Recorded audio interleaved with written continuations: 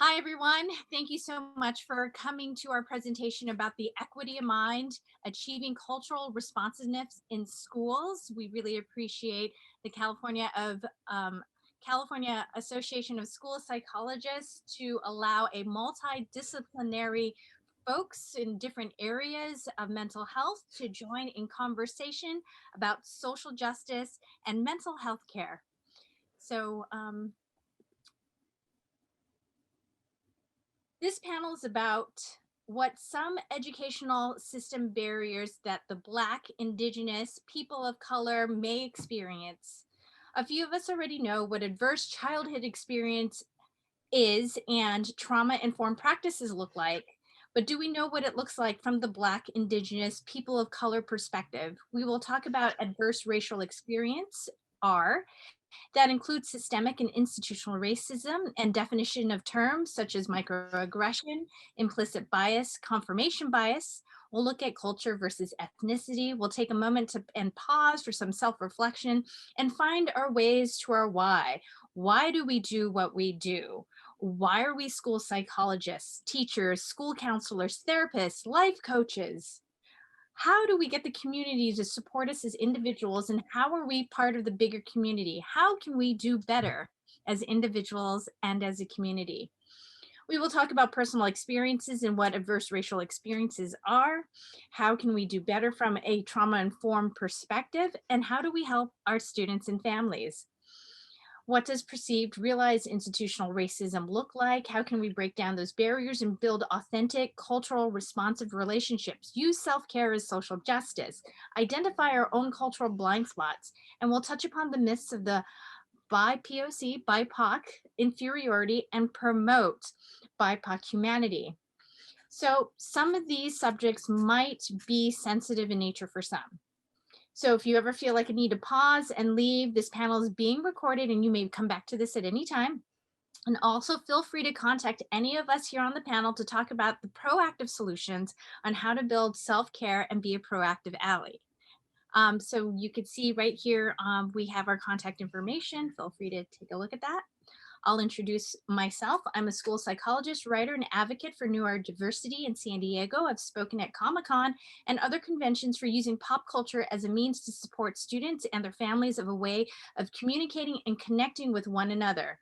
I'm the co-author of a book called Brain Boy and Bob, the Very Hungry Maggot, about a boy with ADHD where his brain literally jumps out of his head. So you can order that on Amazon, or feel free to contact me if you need more information about that. Jamila Mafada, she won't be here, but we have a recording of her. She is a licensed marriage family therapist who works with youth in the foster care system and has a history of providing therapy to children and their families in the school setting. Her daily activities include creating a therapeutic setting for the youth in the residential therapeutic program and addressing trauma through a minority-based lens, which includes understanding how minority children process and understand perceived danger and safety. She takes a somatic approach, which allows the children to apply the trauma-informed skills and tools among the present social justice climate while integrating it within the school system. Okay. So then next we have Buni Sripom. She's a therapy informed life coach for individuals, parents, and minority families. She's a former elementary school counselor, intern, and a personal counselor for an art college. Her areas of focus include coaching neurodivergent individuals, families, and parents on building relationships with their twice exceptionally gifted child or child with special needs. Her work layers in components of acceptance for a child's authenticity while navigating equity and learning through the school setting. And finally, we'll have Justin Tracy. He's a drama and speech teacher at Academy of Our Lady of Peace here in San Diego. It's an all-girls Catholic high school. This past summer, he was the co-creator of a student-written play turned film about the women's suffrage in the United States. This piece was particularly focused on how Black women were left out of the suffrage movement. As a white male teacher, he secured a Black female professional playwright to guide the students toward a more authentic voice. And he will talk more about the authentic voice. So that is me. If you need my information again. All right, briefly, we all know about Maslow's hierarchy of needs. I'm going to briefly talk about that. So in this current pandemic where we're at, the current social trauma, the issues of the elections, joblessness, homelessness, we have a whole bunch of things that we're dealing right now personally, as a community, as a school system. So feeling safe, where a lot of us are still right here at the bottom of the basic needs, right? So because we're experiencing trauma right now, it's hard for us to process it. So I want us to keep that in the back of our mind as we go through these slides and talk about what is self-care, what can we control, where are we on the triangle of hierarchy of needs. So personally, as a community, I want us to think about that as we move along here.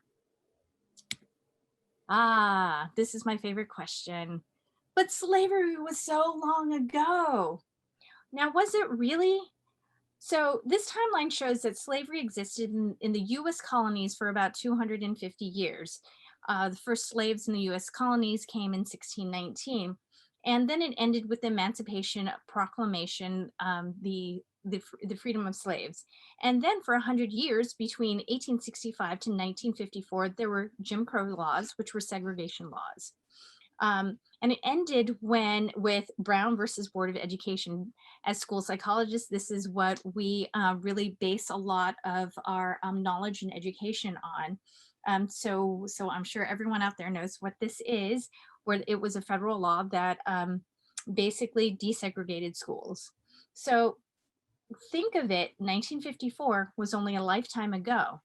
For some grandparents, they still remember this time. Protections for but the Black, Indigenous, people of color folks did not happen legally until 1964. As a matter of fact, a sample of that is that Black women were not allowed to vote, were not protected, I should say, until 1965 in the Voting Rights Act. So let that sit with you for a minute. So as you can see, we have a lot of work to do. So I want to ask you, what does it mean to be anti-racist? Okay, I have this up here because I usually talk about pop culture. I usually talk about using video games and all of these different types of pop culture, like comic books and things like that, to communicate with family needs, support family structure, and mental health. So for example, our family has been playing Minecraft during the pandemic. We have a 9-year-old son, and it's been a good way to communicate the needs of safety, the needs of feeling community within our own family and with my son's friends.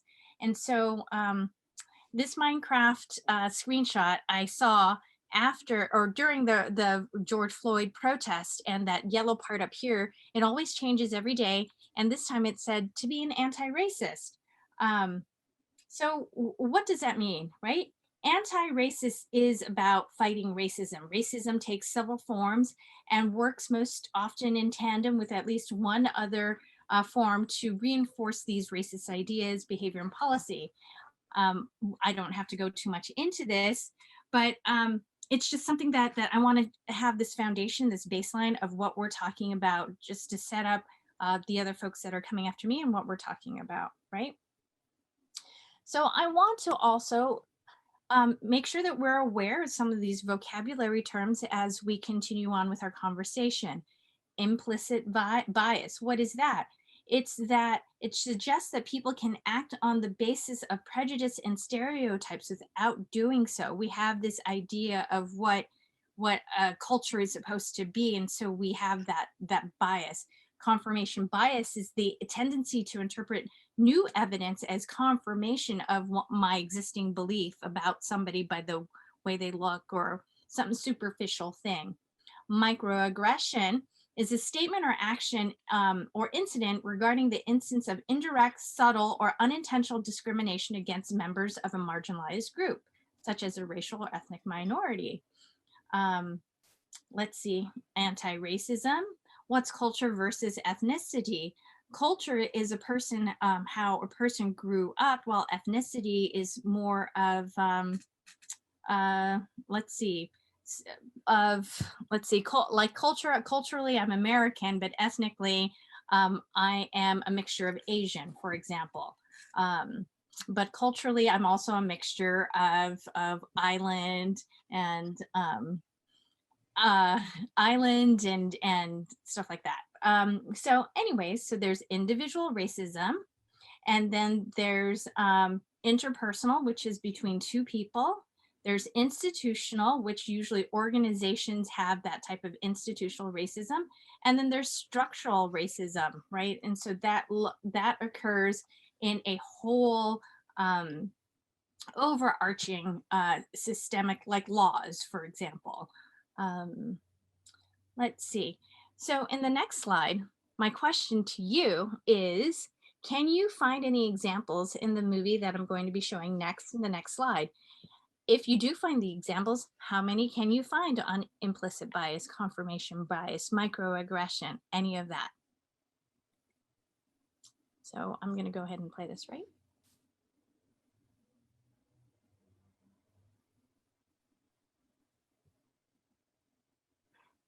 No audio yet, but Booney, tell us if you can't hear it, right? Can you hear that? Yes. I'm gonna mute us.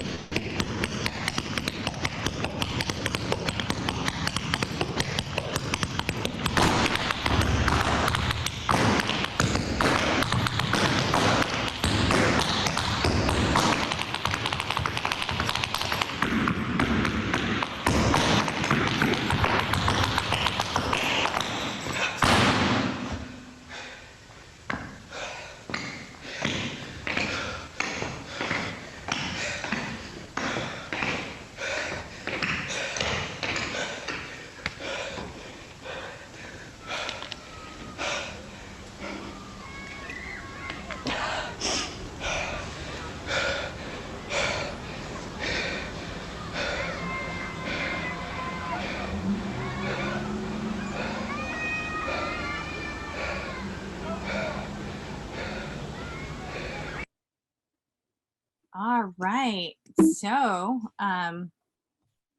So did you guys see any implicit bias there?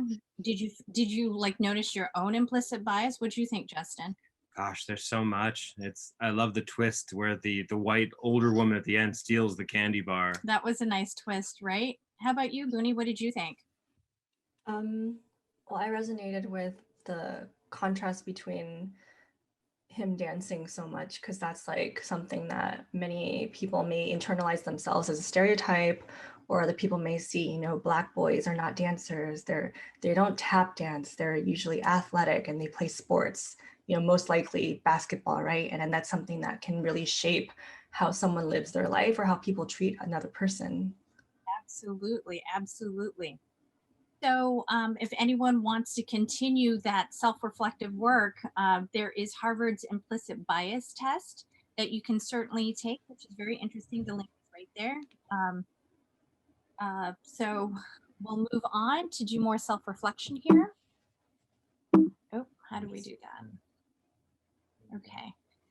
So the other thing that I like to take note here and often think about is the work of Doctors Clark, Mamie and Kenneth Clark. They did the nice doll test. We're very much aware of this as school psychologists, that this was one of the studies that they used during the Brown versus the Board of Education in 1954.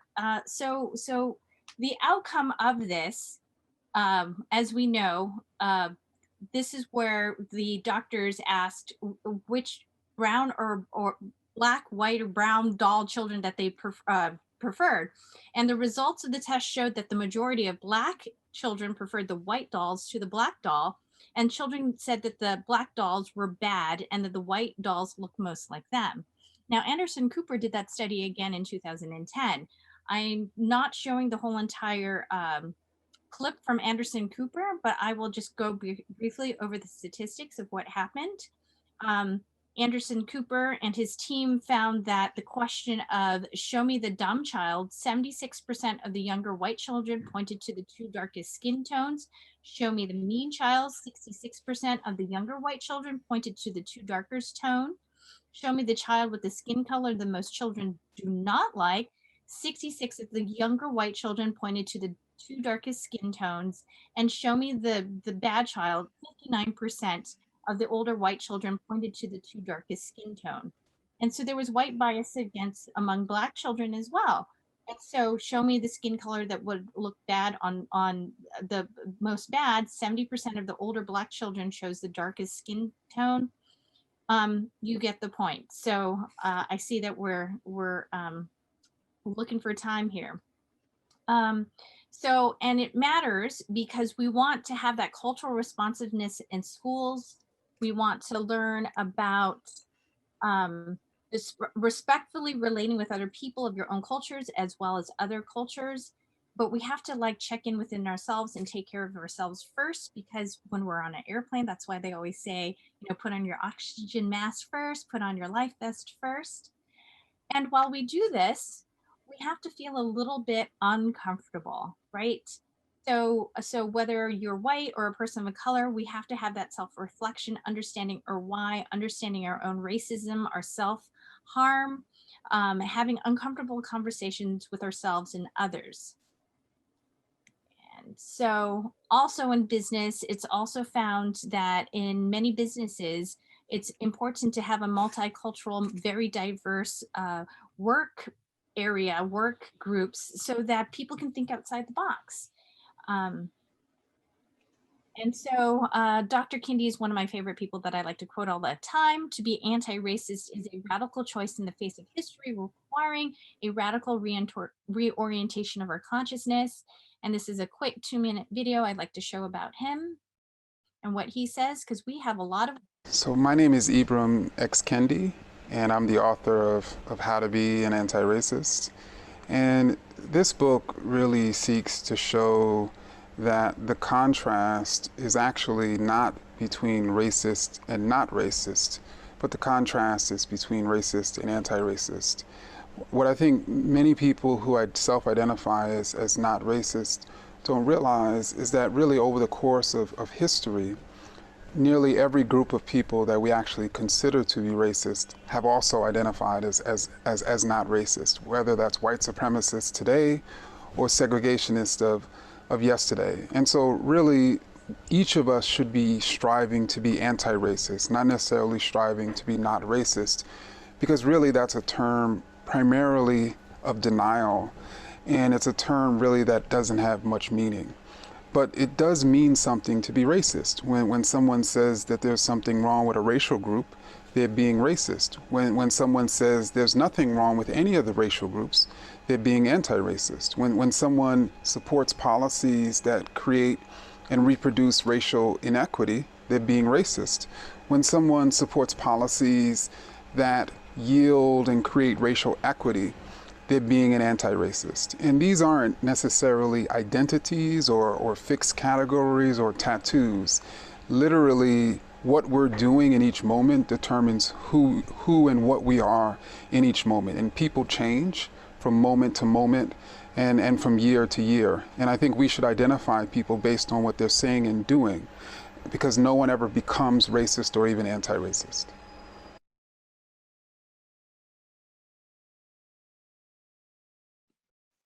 All right, and that is from my presentation. And now we will play Jamila's presentation. Oops, sorry. All right. We can skip, I already introduced her, and then you can play that. All right, hello everybody. My name is Jamila Mahfood, and I am a licensed marriage and family therapist working in the San Diego area. And right now I'm working with the population of youth in the foster care system who do experience like a lot of racial trauma and just a lot of trauma coming into our program. And it's important to know this stuff because, you know, although maybe it might be a smaller population that you might see in your schools, they are, you know, they are there, and they're not always trying to stand out and say, hey, you know, I'm in a short-term residential therapeutic program, but they do need our support and have a lot that they're dealing with. So, okay, so the perspective that I'm coming from is, you know, serving youth in the foster care system. And these youth, they're typically referred to our short-term residential therapeutic program, otherwise known as an STRTP, by Child Welfare Services or juvenile probation. So, you know, typically they, you know, the referring party would say that they're being referred for their behaviors that are a problem at home or in the community, or the youth is needing some help with their mental health, like managing that, or the family needs some additional support. And so they kind of call on us to kind of bring these intensive services to support the youth, but not only the youth, their families as well.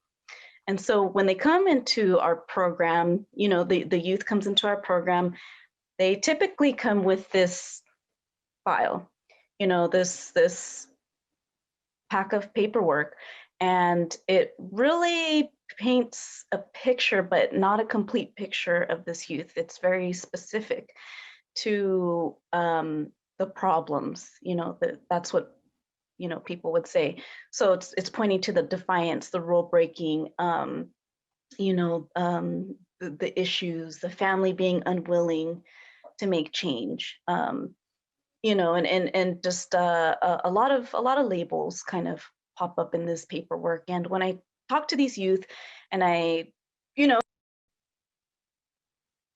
pressing, we will move further towards the threshold.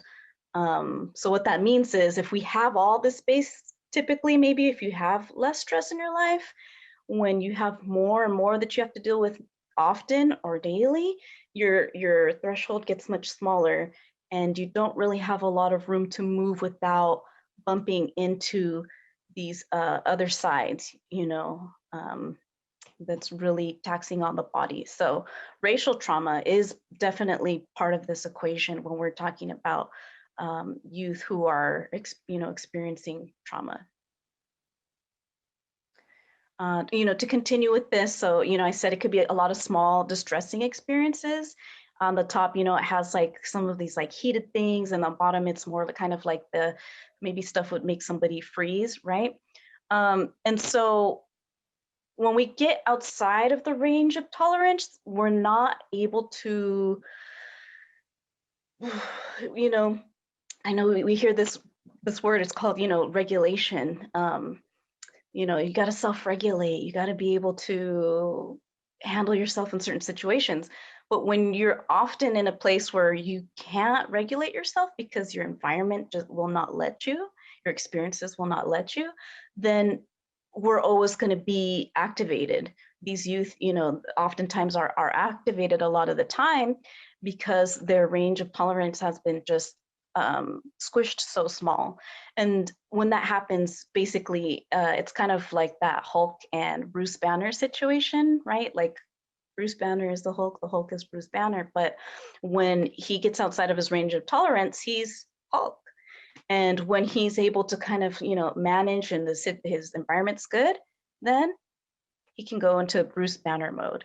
And so that happens for our youth all the time, especially if you're hearing about youth who are kind of getting in really activated, right? Their sympathetic system, it's just their body is just responding to dangerous or stressful situations, and it's going into overdrive. So that's what's happening there. And so, what ends up happening for these youth who deal with these stressors all the time, especially when we're talking about racial-based trauma, is that your body uses a lot of energy kind of going up and down, right? Like if you have to, I got to rev up and be ready, and okay, and I got to work my way all the way back down, right? To kind of stability, quote unquote, right? But if your body keeps experiencing these stresses all the time, what ends up happening is your body kind of goes, I'm not going to do all this work to work my way back down.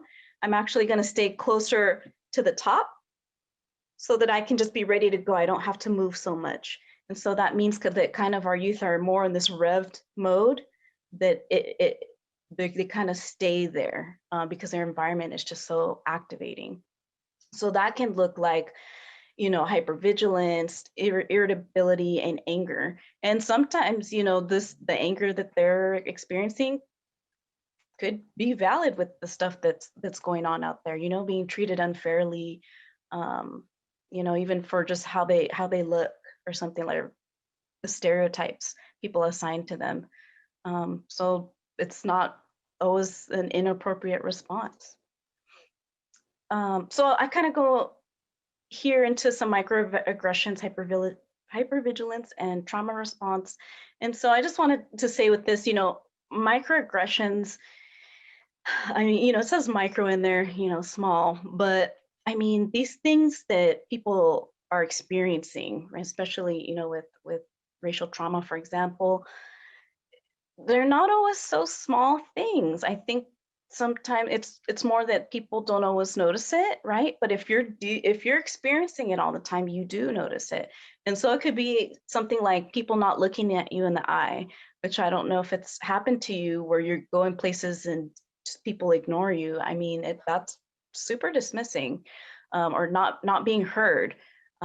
Being seen as a threat in people's eyes, people crossing the street because they don't want to be in your presence because they see you as dangerous or a threat. People holding their purses or their personal belongings when people walk away. That stuff, people notice it, and it does a lot to those experiencing that from other people. So, the response that people have, or these youth have, it's adapting to trauma. It's, adapting as a trauma response. The hypervigilance, I got to really be looking out in case something happens or somebody does something to me. I'm going to be ready to go.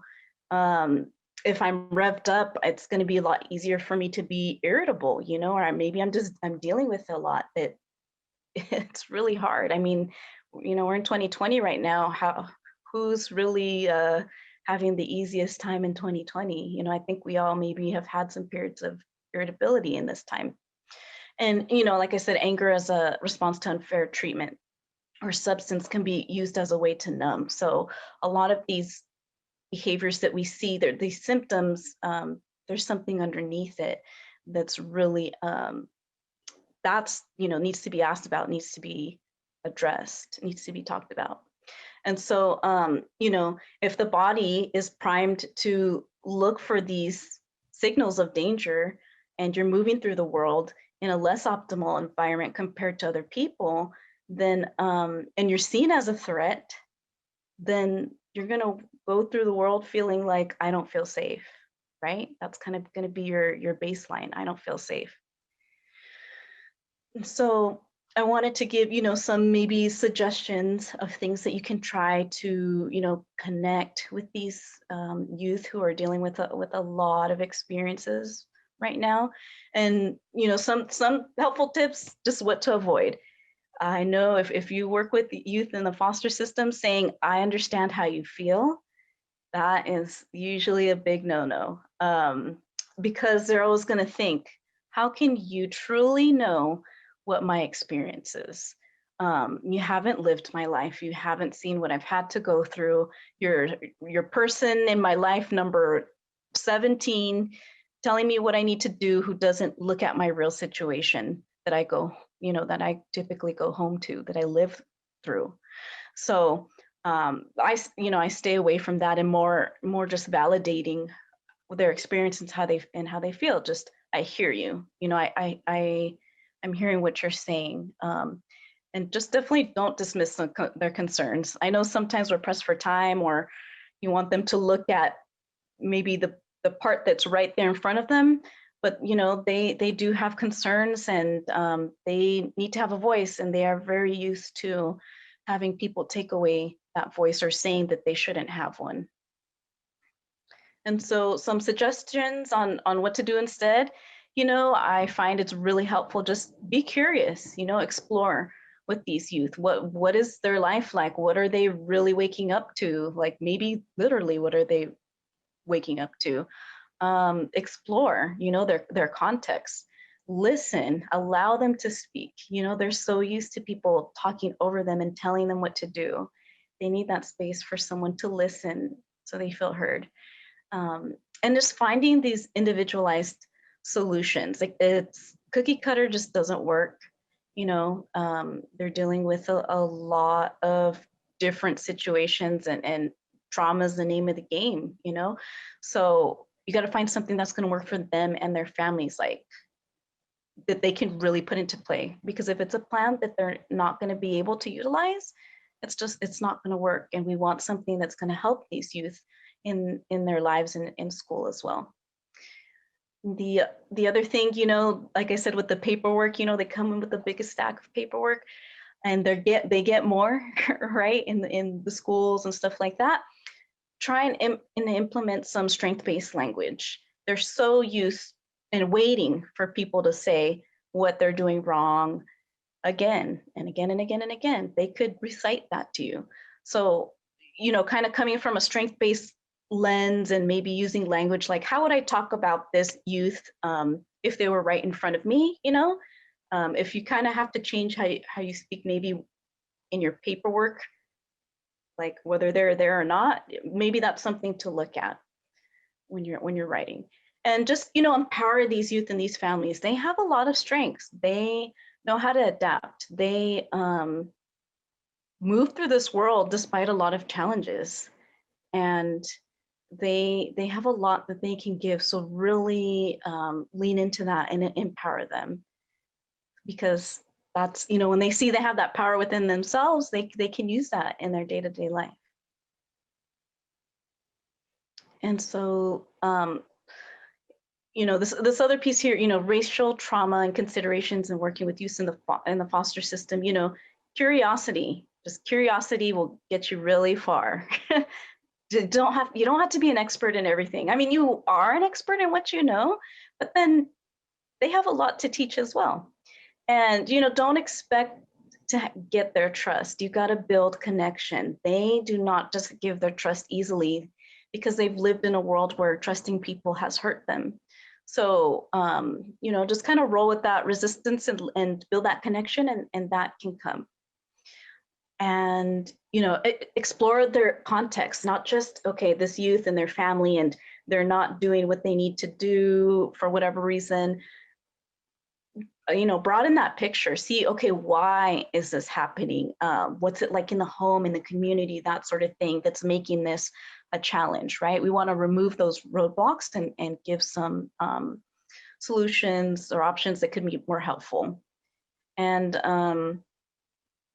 just really try and work with the families and see, empower them so that they can, so they can see themselves as someone who's not always going to need these systems in place to support them, so they can see like, okay, I can use this support, and then I'll be able to do some of this stuff on my own or with my community or my family. And then we can kind of like have this other stuff kind of like taper down, which is part of the goal. And so I already covered a lot of this stuff, just really listening to them. But I do just want to spend a moment here talking about, really find some solutions that take into consideration the family's culture and strengths as well as their concerns. Because, for example, I'll have parents that come to me or caregivers that are, they're dealing with a lot of stress. I mean, if you think about what's been in the news in 2020, in our BIPOC communities, it doesn't feel so safe at all seeing what's happening to Black and brown bodies. I mean, and they can't say it's a uncommon thing, some of the stuff that shows in the news. So check in and see how they're doing with that. Like, put it on the table, allow that to have some space. The other thing I hear families say is they feel helpless when they're given solutions by professionals that just throws away their concerns and puts them at risk.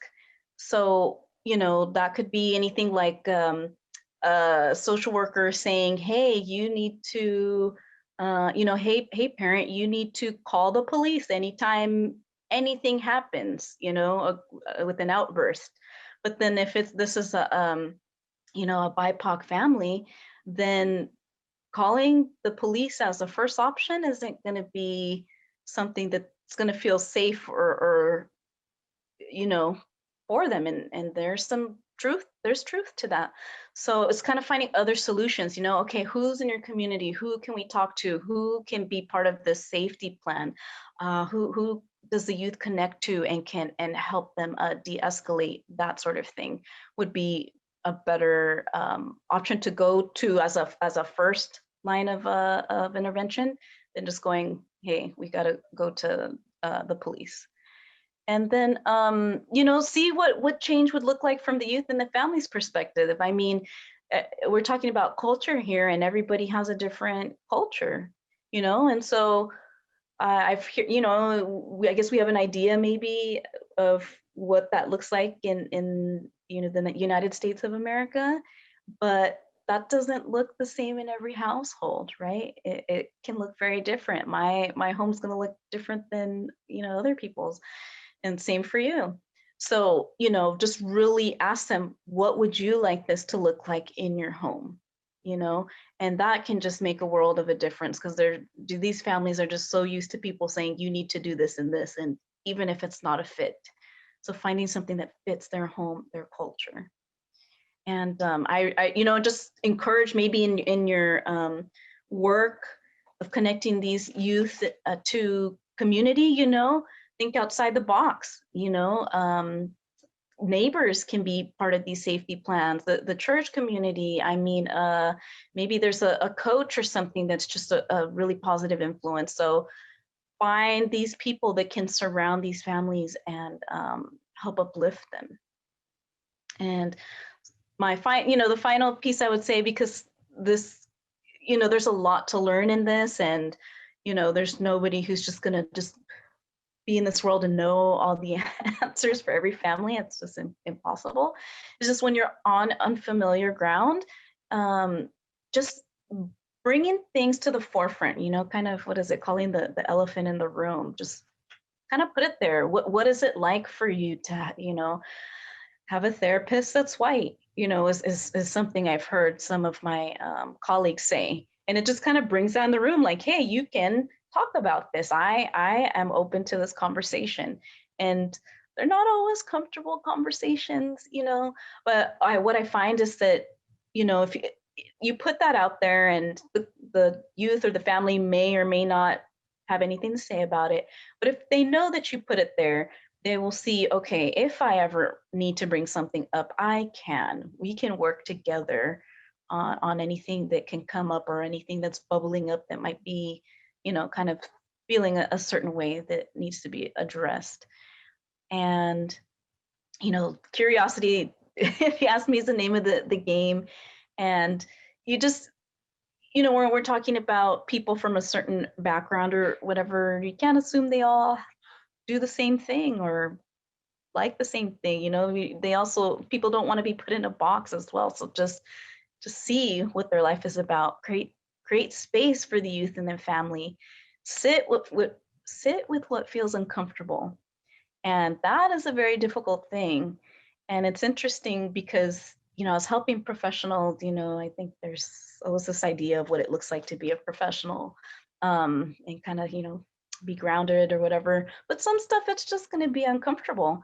And we ask our youth and our families and our students to do a lot of uncomfortable things.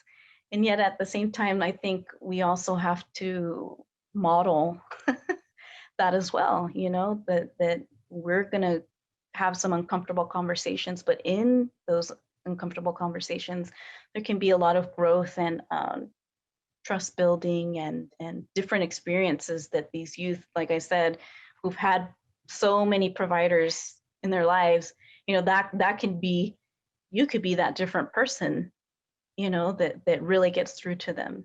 And seek supervision, you know, if anything is just affecting you, or you're not sure how to handle something, or you're not sure if it was the right thing to say, seek supervision, get an outside perspective. And you know, I think the families I work with and the youth really appreciate people who are trying to be, you know, authentic and you know, sometimes we make mistakes, and if you're willing to learn, I think that is greatly appreciated by the families.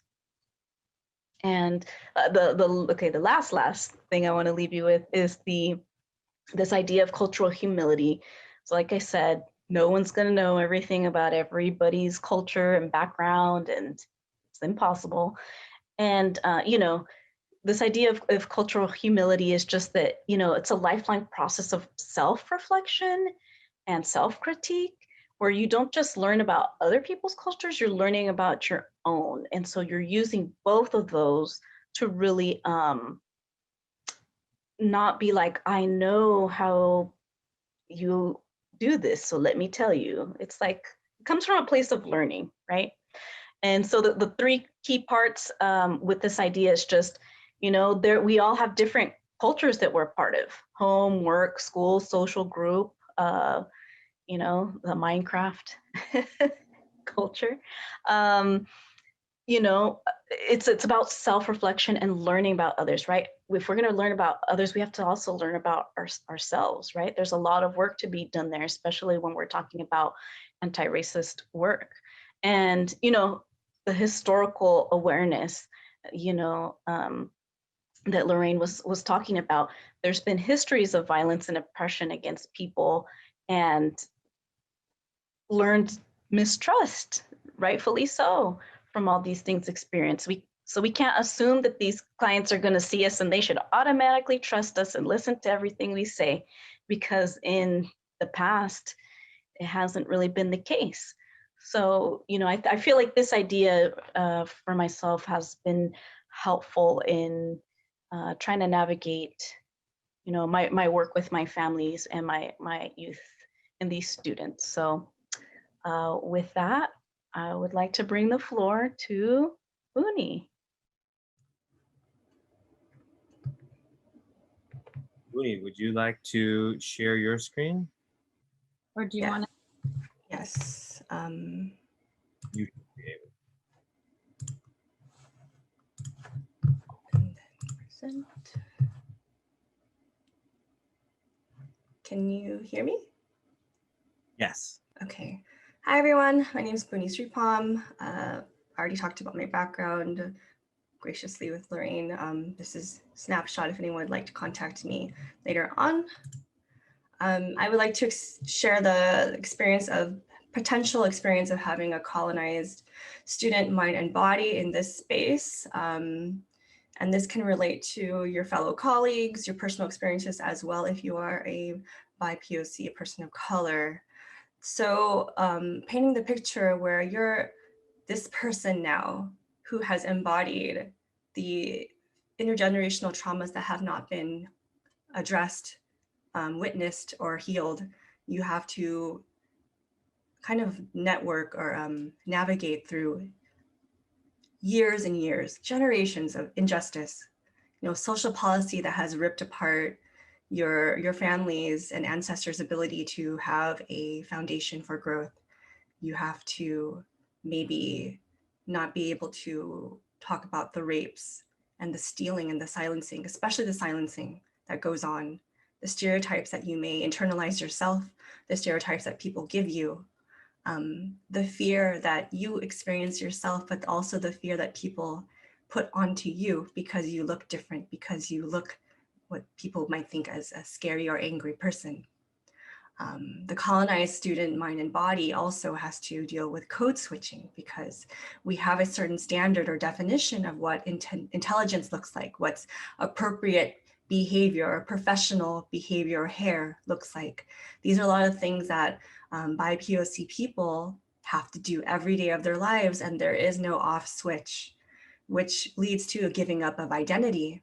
We lose ourselves trying to be something that we are not. We have to conform to the dominant narrative, which sometimes makes you give up a lot of your own culture. I know a lot of people also who are descendants of those who have been displaced, refugees of war. A lot of us don't get to talk about that stuff because, again, it has been silenced or not recognized. And so, again, some of our students are carrying that weight, carrying these things that have not been touched, have not been honored. And so it manifests in different ways. And then you have your student present in front of you. The silencing and disbelief that happens can create this layer of, I don't trust the system, like Jamila mentioned. It's hard to speak up. It's hard to even know where to start because how do I even know where my stories or my words will be heard? And because of this, it layers into the stereotypes and identity that other people may see or we may internalize ourselves, which can look like anger. I've heard many times, and you've seen it, you've heard it, that there's an angry Black woman, there's this dangerous brown and Black body in front of you, and it's paired with anger. I'd like to help reshape this narrative that instead of anger towards another person, it's actually a trauma response. If you think about victims of abuse, people who come out of violence, rape, very severe trauma, acts of unforeseen things, we go through a physical and angry response when we're allowed to feel. And sometimes, our society still has issues with allowing victims to speak their truth. And yet, when you have societal injustice, there's this other layer that we're not allowed to speak our truth. We're not allowed to be angry about all the things that have happened to our ancestors. We're not allowed to be angry to talk about these things. And so it gets suppressed into the body. And so the colonized student mind and body has a lot of energy and pain that has nowhere to go. And so we become disconnected from our body and ancestral healing because it's been robbed from us in the first place. I'd also like to sprinkle a little bit about neurodivergence and creative minds, like the video that Lorraine and Justin showed us earlier. This thought and idea of having a Black boy being a beautiful tap dancer, a creative mind, is not really something that I think many people would pair with unless it's a certain type of music, a certain type of sport, and that limits the freedom of expression and authenticity that many of our students may have permission to embody. And so it's important to just give ourselves space to not judge, even though we may have an implicit bias. And when it comes to giftedness, identification, and beliefs, according to Scott Barry Kaufman, he's a writer for giftedness, gifted education. He's a great advocate. If we look across the board among different cultures and ethnic groups, representation for giftedness should be similar across the board, but it's not. So like, how come? I'm just going to ask that question because, there is implicit bias on which children we choose to identify for giftedness and which we choose to identify for having oppositional defiant disorder, behavior problems, seeing them as aggressive children and teens when they are just aggressive. They're just children and teens. We just have this lens that we haven't taken off to see them as individual people. And the colonized body, this is like when you grow up, when you have a colleague, when you are your own person of color in this space, what does it feel like just to continue having a colonized body? You could be the only person in the room to represent your identity. And that's a lot of pressure because no way possible could you be the only person to explain and answer all the questions that everyone has about your quote unquote box that you fit in. There's this exhaustion having to be in two or more worlds to appease others' expectations. Again, the code switching, knowing when label or identity you're allowed to put on, which hat to wear, which form of clothing, hair, your expression of voice, where is it allowed and where is it not allowed? It is very draining to act like that and behave like that. But you're always hyper vigilant about where these spaces are okay because it could be a life or death situation where you can be authentic or not. You're fighting to prove your competence in spaces you deserve to be in more so than peers. And I think that when we think about this conference, this summit, you can look around and see the attendees, the speakers, the same thing could be asked, who is allowed to come here, who feels competent, and who has to fight even more to feel like they deserve to have a seat here. I know that personally, I've been questioning my right to be in spaces. I feel like an imposter sometimes.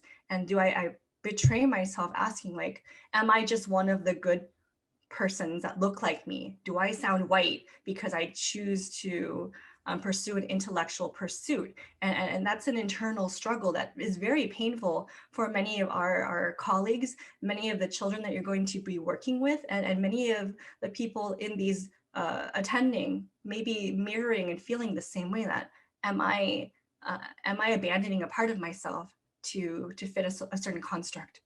And then I have a story about a professor who was attending a gathering for, at his school, the university.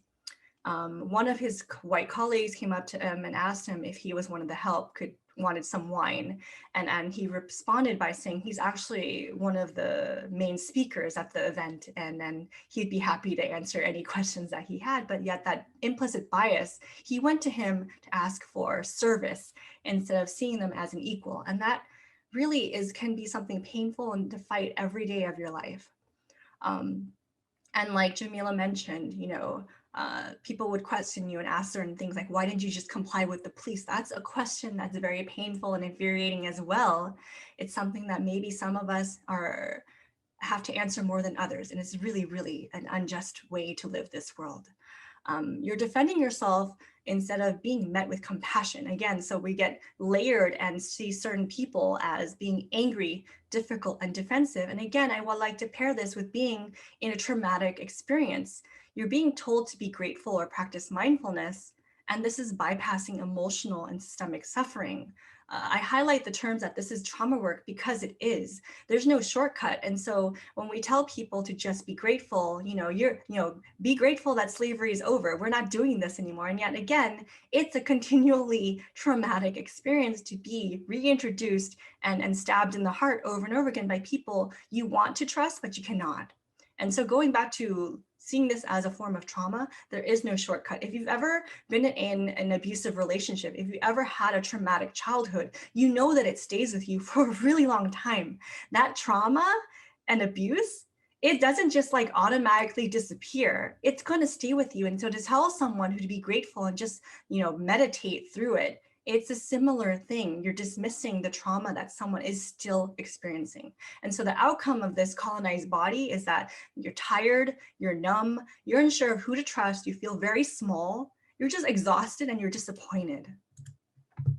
The decolonized student body and mind, we'd like to pair it with self-care as social justice, because again, when you're living hypervigilantly to reclaim your body, your voice, and your truth after so much silencing, it is the utmost act of freedom and social justice. You get to reclaim your ancestral and cultural healing as legitimate tools, because over the years, over the generations, it has been robbed from you, it has been resold and packaged to you.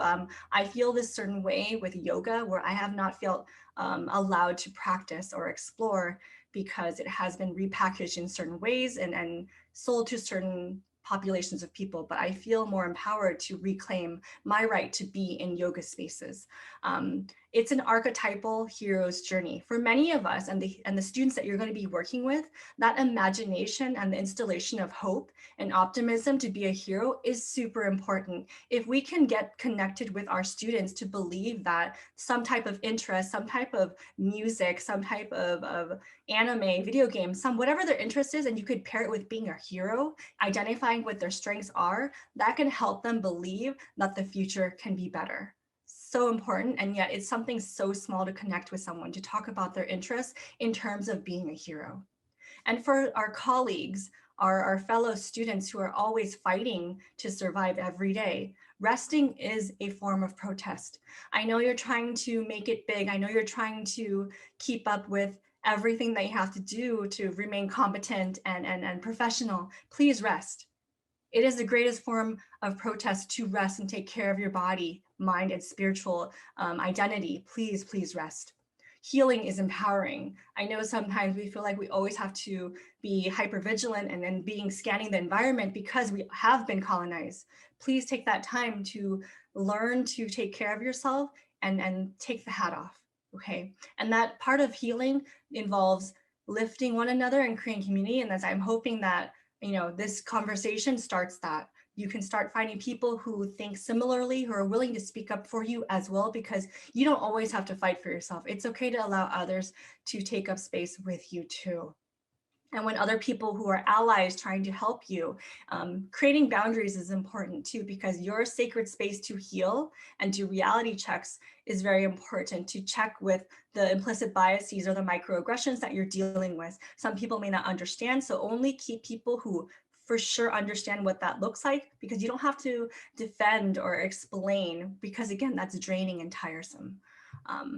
You can allow yourself to be vulnerable, because again, we have to have this like persona of always being strong. It's not fair to always be strong. You're a human being and you're allowed to be vulnerable. It's okay to do so, but that's just me planting seeds. Allowing yourself to be vulnerable after fighting for so long is going to be a long journey.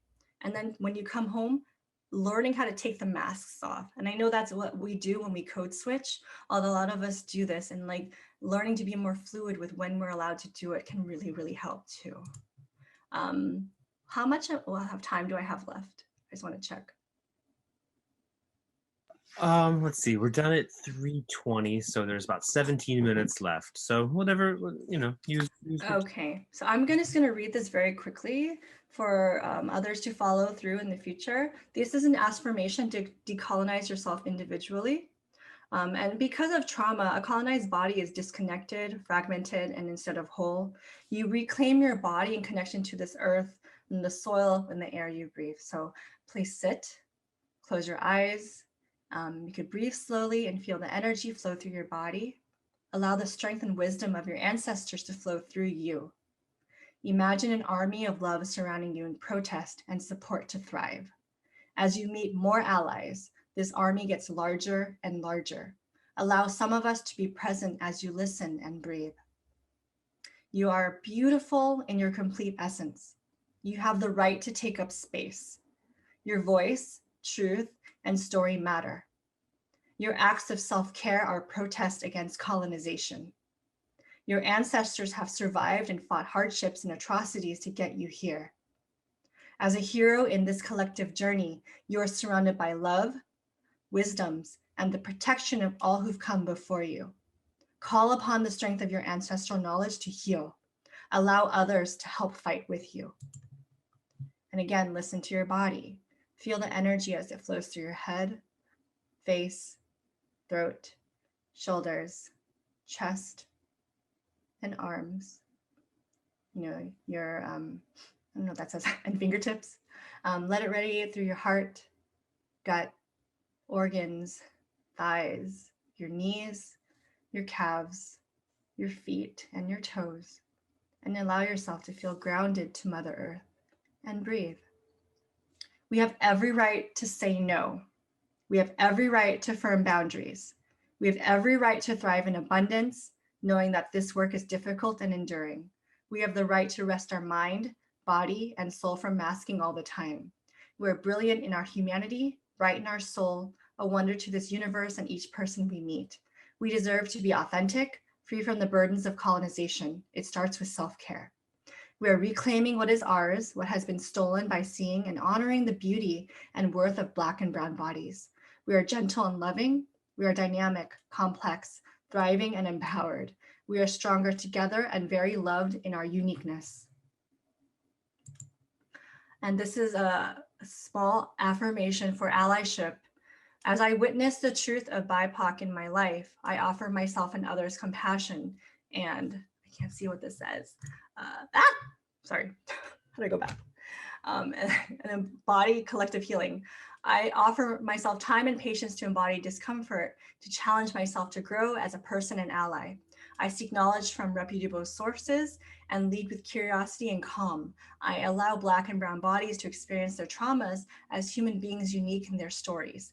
As an ally in action, I will seek care to take in new information and perspectives. I will find other allies to learn from and educate those who may be more open to hearing from my voice.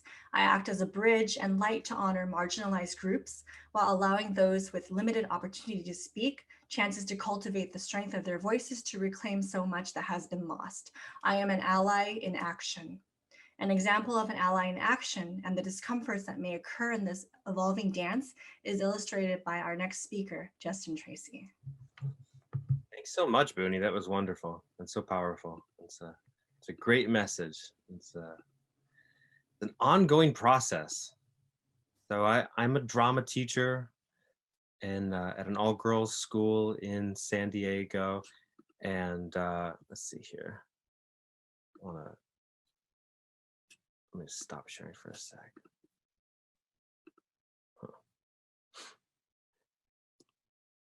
And the reality is I chose to do a very difficult project this time, this COVID. The chair of the social studies department came up to me one day right before we all went into quarantine in March, and she said, "We should write a play together. It's the 100th anniversary of women's suffrage." And I said, "Yeah, let's do it." So she said, "Let's have the students research it, and then you can have your playwriting students write it, and then we'll team up and make this thing." And I knew right away it was going to be difficult. I mean, obviously a thing like that is challenging, and we both knew going in that the reason to do it as much as anything was to look at the inherent racism in the system. We knew that there was going to be racism, and we knew that, you know, Black women especially got the short end of the stick, especially since they weren't able to legally vote until 1965. But the struggles we had to deal with in order to make a project that was authentic were monumental. And I want to just tell you a little bit about what that process was like. So first off, being white and being anti-racist is difficult. It's different for white people than it is for people of color, because we have to first acknowledge that we have privilege. And being a white male, I have that additional level of privilege as well. Being at an all-girls school, I mean, I'm definitely aware of this, but you know, it's this constant, everyday effort to do better than the day before. Whenever you see racism, I feel like it's my responsibility to interrupt that. So when George Floyd and Breonna Taylor and Ahmaud Arbery and when the whole Black Lives Matter, I Can't Breathe thing was reaching its crescendo this summer, my school was all behind unifying love. We put up on our website, we stand in solidarity with our Black brothers and sisters within the OLP community and across the nation impacted by racism and racial violence. You are seen, you matter, you are loved. It's great to say that, but I wanted to make sure that we were doing that as well. One thing that the school did, which I thought was great, is we've had Dr. Stephen Jones come in for a number of sessions. And one of the things that he talks about is we want to love people because of their differences, not despite them. So he's been helping us with our diversity, equity, and inclusion program. And the whole idea is that wherever you are, you can learn more and you can skill up on diversity, how to be intentionally inclusive and make sure that there are equitable practices. So a term that I love that I think is home base for me now is equity of mind. That for me is the feeling that you belong, that you are equal with the people in the room. So when you walk in a room and you look around, do you feel like you should be there? Because if you don't, then I don't think you have equity of mind. And as a drama teacher, it's my goal every single class, every single rehearsal, every single day to make the people in the room feel like they belong. Do I do it perfectly 100% of the time? No, I don't, but I do try. And I try to get better at it. But it's an uphill battle. This is hard. This is not an easy thing. We're fighting against the Constitution in some cases, the 3/5 clause. We're fighting against Reconstruction, Jim Crow laws, the way that policing happens, the school to prison pipeline. So it's my responsibility, and I think your responsibility, to create space for minorities. For example, the Western play canon. If I'm going to go through the plays and pick what play we're doing next, most of them are not inclusive. Being at an all-girls school even more accentuates that, which is why we did a full female version with 100 participants of Hamlet. But you can't do things like Othello anymore. Othello's just inherently racist, and it's not really a show you can do. So you have to be aware of what this is. It is difficult. There's lots of ways to mess up in a project where you're intentionally looking at racism. There's a lot of subtleties. And even if you earn trust today, that doesn't necessarily mean it carries over to tomorrow. Every moment of every day, you have to prove your intentions, but it's worth it. So for the suffrage project, what we wanted to do is to take something that brought the margin to the center.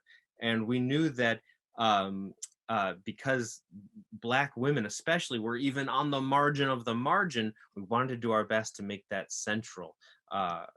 So one of the first things I had to do When I walk into was to find Black students who wanted to be in the project. And that wasn't easy. Thankfully, because of the relationship I had developed with this young lady, Belizean Farley, I was able to leverage her interest and passion and her faith in the project into bringing everyone else along. I'm just, for the sake of time, I'm going to skip up to her interview here. There's a thing especially I want to show you. Oh, well, it skipped it for me. That's okay. The point is that even as much trust as she had in me, I still had to work every day to make sure that she felt safe and comfortable and respected. So one of the ways I did that was by learning her name. Belizean is an uncommon name, and she has told me that I'm the only teacher ever who said her name correctly. And I learned that the first day she told it to me. Not because I was trying to get her into this project. It was a year before, but just because that's what I try to do. I try to make sure that I do know people's names. But even with all that faith, I knew that there was a chance to screw this project up. And this is the kind of thing that if you mess it up, it messes up big. And she didn't want to be a part of it if she was just going to be a token. It's very important that people feel like they value. I had a lot of white, Asian, and Latino performers, researchers, and writers, but there weren't any Black students. There's a smaller percentage of Black students at my school. And so how could I get them? Well, what I did is, it was actually Lorraine's idea, my partner in crime over here. She suggested that we get a Black playwright to be the coach for this. And so we reached out to a bunch of playwrights all over the country. We ended up hiring this wonderful person, Shawana Renee Ravon. She's a Black female playwright from Houston, Texas. And I had to prove myself to her. I had to convince her that this thing wasn't tokenism, that it did matter. And she believed in the project, though. And she ended up writing the Sojourner Truth scene that Belizean was in.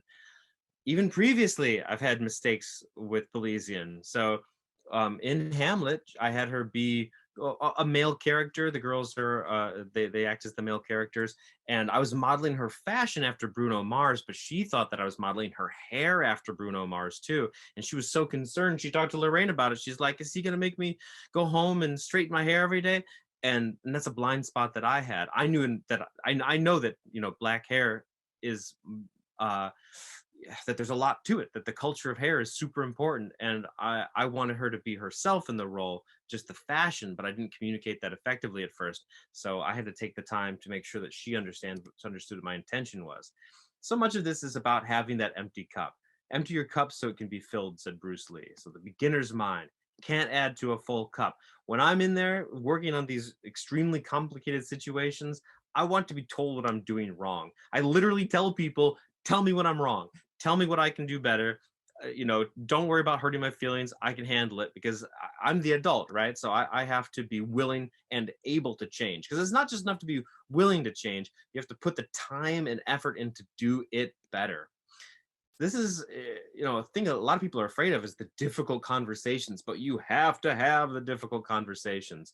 The N word, we had to talk about this. A Belizean again, when in the first draft, when Renee wrote it, the professional playwright, she had the N word in there. I talked to her about it. I said, does it need to be in there, or is that just a thing that you were doing, or what's sort of your intention? And she said that it was just an artistic choice, that it didn't need to be in there.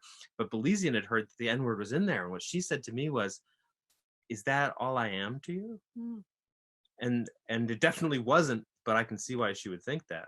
Lynching is something that's absolutely essential to this story. And my assistant director, who's also mixed race, Black, Asian, she said, we can't just cast somebody just to lynch them. If that's their big part in the play, they're going to feel like that's all they are. And I totally agreed with her. That wasn't enough. So we had to change those scenes to make that work. Tokenism must be avoided. You can't just have a black character to have a black person. It doesn't work that way. That's old fashioned, doesn't work. Your community needs to be part of the decision making. I'm here to, I tell the kids, if your mom likes the show, we won. If everybody's mom likes the show, we pretty much are doing it right. Dads too, everybody, right? But it's just as like a simple way to say it. And we recently had an article in the San Diego Union Tribune newspaper, and Eliana Oliver, my student producer, she said, because there's so much gritty stuff that happens in the suffrage movement and a lot of not so PG rated events, we had to decide how much we wanted to show. But I think we were able to find a good balance between showing the accomplishments of the suffrage movement and exposing what wasn't so good about it, and also talking about how far we have to go still for women's rights. So who do you give priority to? Because there's so much, we have to make intentional decisions to be inclusive and to do the hard thing and to bring people in. Belizean said to me she didn't want to do the show if this was going to be the one time that Black kids were in the show, and then they were never going to be necessary again. And I totally hear that. I respect that so much, and I have made an intentional effort over my years at OLP to make an inclusive place for every show, but sometimes casting doesn't look that way. That's just sort of that's just sort of the nature of the beast, right? Because you can only cast the people who audition, but if I only get 1 or 2 Black kids to audition for any show, then I can't have 5 Black girls on stage, right? So in this process, I've tried really hard to make it even more inclusive, intentionally, to make those spaces in a way that is not easy, but it's necessary, or at least extremely important. And when you're working with families, there's a difference between empathy, I feel your pain, sympathy, I'm sorry for your pain, and compassion, when you're taking action to solve somebody else's pain. And this process is a compassionate process. We're compassionately looking into the issues of modern day racism against Black, Indigenous, people of color, the potential causes of institutional racism, how it's defined, and what individuals like me and you can do to alleviate the pain of others. So if you want to check out the article in the newspaper about the project, there it is. That's one of the other students who's in it. It's Sophia Wakefield. She's amazing. And here's my letter I wrote in our playbill, just to kind of cut to the chase. We also acknowledged that any story is flawed, and our goal was to learn and to synthesize, and it's been a powerful experience. It is what it is, right? It's hard. And like Representative John Lewis said, though, who just passed away on July 17th, when you see something that is not right, not fair, not just, you have to speak up. You have to say something. You have to do something. We hope that this play does something. Any educators who are watching this who'd like to check out the play, I can get you a copy for free. We are looking to have other schools tell this story. It's a powerful story. The whole play is about 55 minutes long, so it's very doable. It's definitely high school appropriate. PG-13 is what we're considering it. My email is jadetracy@aolp.org. And that's it for me. Thank you. That is our time. Thank you so much, everybody, for checking us out. We really appreciate it. Here's our information again. If you have any questions, if you need more information or resources or just to chat and connect, we're happy. We're to talk to anybody, reach out, talking about having these authentic relationships and the self-care. Booney, did you have anything else to say? Thank you for having me. I'm tearing up a little bit because the allyship part really means a lot, and just having more people mirror your experiences with having to cry and ask for space to be heard, it means a lot. Absolutely, absolutely. Thank you so much. And then these last slides, I'll put this pause for a little bit. Here are some of our lists of resources about the Civil Rights Act, history of Jim Crow laws, about separate but equal, perceived and realized racism in the delivery of healthcare. Is that what we do? And the achievement gap and racial stress on the trauma scale. And do we have anything else after that? Oh, we have a video about biases in a TED Talk.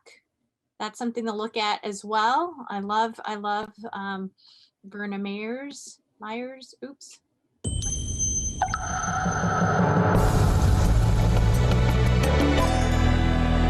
All right. Okay, and is that it? That's it, I think. And thank you all so much. Thank you so much. Bye.